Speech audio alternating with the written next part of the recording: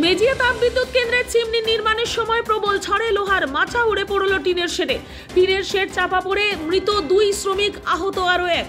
মেজিয়া তাপবিদ্যুৎ কেন্দ্রের চিমনি নির্মাণের সময় প্রবল ঝড়ে উড়ে পড়ল লোহার খাঁচা এবং সেই খাঁচা পার্শ্ববর্তী টিনের শেডে পড়ায় টিনের শেড চাপা পড়ে মৃত্যু হলো 2 শ্রমিকের। ঘটনায় গুরুতর জখম হয়েছেন আরও 1 শ্রমিক। পুলিশ জানিয়েছে মৃতদের নাম প্রেম শঙ্কর এবং কানোয়ার পাল।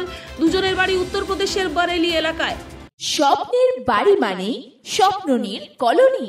এবার বর্ধমান রেলওয়ে স্টেশন থেকে 6 কিলোমিটার এবং নবাহাট মোড় থেকে মাত্র 5 কিলোমিটার দূরত্বের মধ্যে ও সম্পূর্ণ মনোরম পরিবেশে আপনার স্বপ্নের বাড়ি বানিয়ে নিন। প্রতি কাঠা শুধুমাত্র 99,999 টাকা থেকে।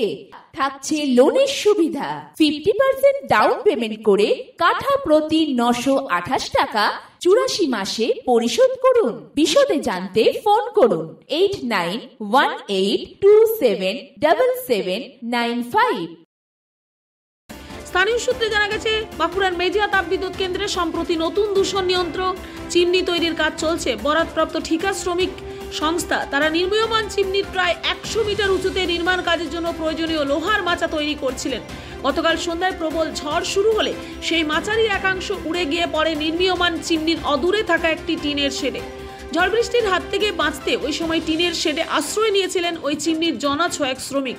আচমকা লোহার মাচা প্রায় 100 মিটার ওপর থেকে টিনের শেডের উপর পড়ায় ধসে পড়ে টিনের শেড। টিনের শেড চাপা পড়ে ঘটনাস্থলে মৃত্যু হয়। শেডের নিচে আশ্রয় নেওয়া 2 শ্রমিকের, গুরুতর আহত আরও 1 শ্রমিক। শ্রমিকদের দাবি, ঘটনার দীর্ঘ সময় পর আহত শ্রমিককে উদ্ধার করে দুর্গাপুর একটি বেসরকারি হাসপাতালে নিয়ে যাওয়া হয়। রাত্রে গঙ্গাজলঘাটি থানার পুলিশ ঘটনাস্থল থেকে মৃতদেহ উদ্ধার করে। আজ দেহ দুটি ময়না তদন্তের জন্য বাঁকুড়া সম্মেলনী মেডিকেল কলেজ হাসপাতালে পাঠায়।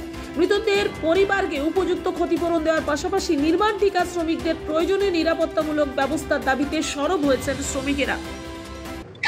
আজকে আমরা এই জন্য এখানটাতে সবাই মিলে সমবেত হয়েছি, যে 3 জন ভাই কাল মারা গেছে তাদের পরিবারের কথা আমরা চিন্তা করে।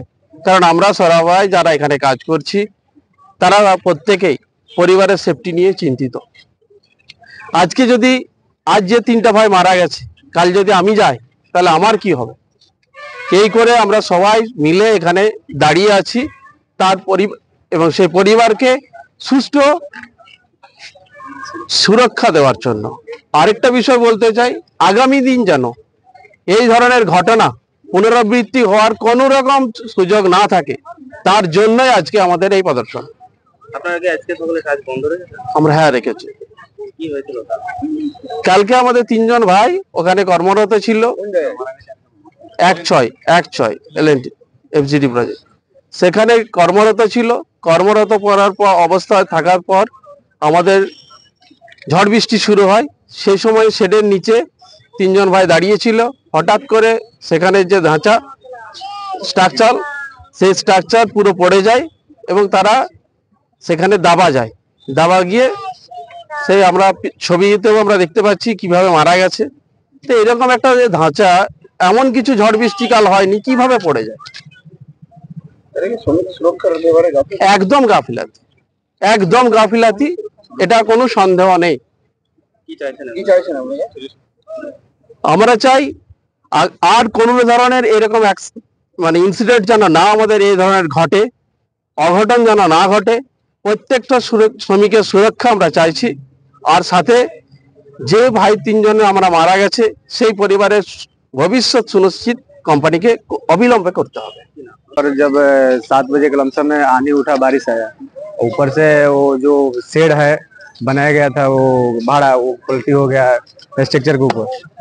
स्टोर था और उसमें 3 आदमी जब के वो स्पॉट डेट हो गया। एक आदमी का उसका भी पैर फ्रैक्चर हो गया है, हाथ सब टूट गया है।